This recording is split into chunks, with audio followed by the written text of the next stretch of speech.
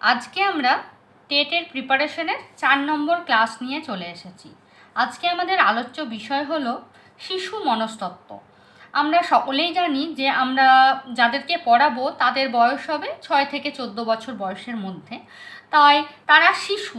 তাই এই শিশুদেরকে পড়ানোর জন্য কোনো ব্যক্তি যদি বিষয় জ্ঞান সম্পন্ন হয় শুধুমাত্র, তাহলে সে কিন্তু শিশুদেরকে ঠিকভাবে পড়াতে পারবে না।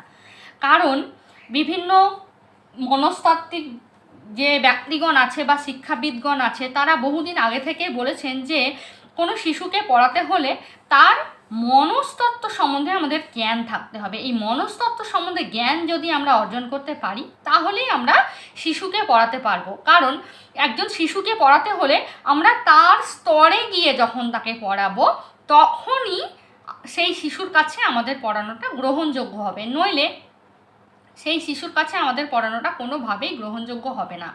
আমরা ছোটোবেলায় সবাই নিশ্চয়ই সেই একজন মাস্টারমশাই আর 2 ভাইয়ের গল্প সকলেই পড়েছি। সেই গল্পে মাস্টারমশাই পড়াতে এসেছিলেন, তো ওদের 2 ভাইয়ের একদম পড়ার ইচ্ছা ছিল না। তখন ওরা কি করছিল, ওরা আজকে পড়বে না বলে ওরা 2 ভাইয়ে স্যারকে বলছেন যে স্যার আজকে পড়বো না। আজকে স্যার বলে তো অঙ্ক করো অন্তত। বলে না, একদম অঙ্কও করতে আমাদের ইচ্ছা করে না। বলে ঠিক আছে তাহলে চলো বাইরে যাই, বাইরে গিয়ে গাছে আম পাড়ি। তো সবাই মিলে বাইরে গেছে, বাইরে আম পেড়েছে গাছে। এবার গাছে আম পাড়ার সময় এক ভাই গাছে উঠেছে আর আম পাড়ছে, আর আরেক ভাই নিচে আম পাড়ছে, আম কুড়োচ্ছে। তো স্যার এখানে দাঁড়িয়ে আছেন, দাঁড়িয়ে দাঁড়িয়ে বলছেন, বলো তো দেখি, এখানে 2টো আম ছিল, দাদা তোমাকে আরও একটা আম দিল, তাহলে মোটে এখন তোমার কাছে কটা আম হলো? তো ও যোগ করে বলছে আমার কাছে 3টে আম হলো। তখন এই যে বড় দাদা উপরে ছিল, সে বলছে ভাই বলিস না, স্যার কিন্তু তোকে অঙ্ক করাচ্ছে। এটাই হলো আসল বিষয়। বিষয়টা কি?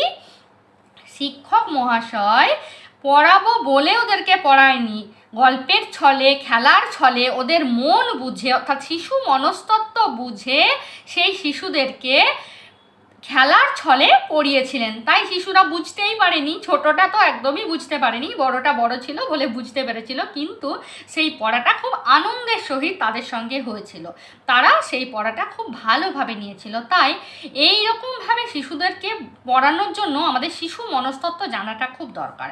এই শিশু মনস্তত্ত্বের কথা যখন আমরা বলবো, তখন প্রথমেই আমাদের একটা বিষয় চলে আসবে সামনে, সেটা হলো বৃদ্ধি আর বিকাশ। এবার সবার মনে হবে বৃদ্ধি বা কি আর বিকাশই বা কি। এই বৃদ্ধি আর বিকাশ শিশুর সাথেই জড়িত। এই বৃদ্ধি হলো শিশুর বৃদ্ধি। কীরকম বিষয়টা? শিশুর হাত পা অঙ্গ প্রত্যঙ্গের যে বৃদ্ধি, শিশুর হাত বড় হচ্ছে, পা বড় হচ্ছে, শিশুর শারীরিকভাবে বড় হচ্ছে, এইটা হলো বৃদ্ধি। আর বিকাশ কি?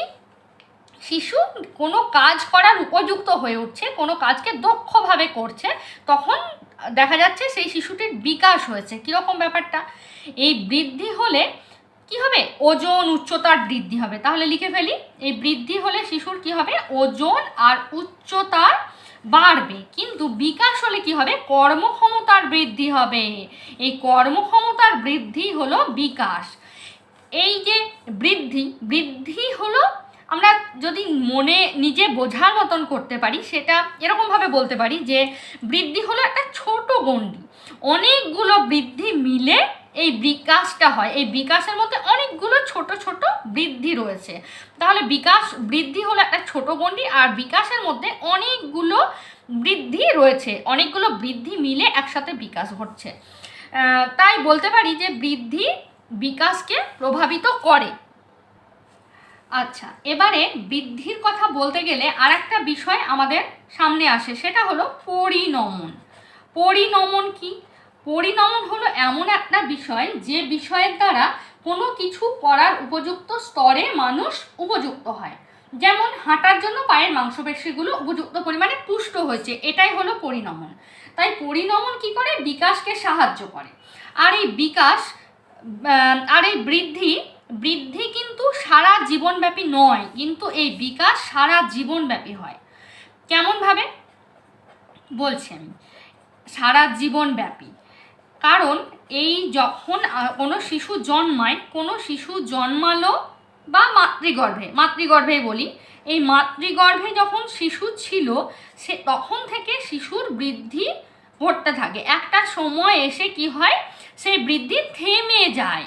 হ্যাঁ, কিন্তু এই যে বিকাশ কিন্তু সারা জীবনব্যাপী। কীরকমভাবে, শিশু যতই বড় হোক না কেন, যতই বয়স্ক হয়ে যাক না কেন, তখনও পর্যন্ত তার বিকাশ কিন্তু চলতেই থাকবে। তাই সারা জীবনব্যাপী একটি প্রক্রিয়া হলো বিকাশ।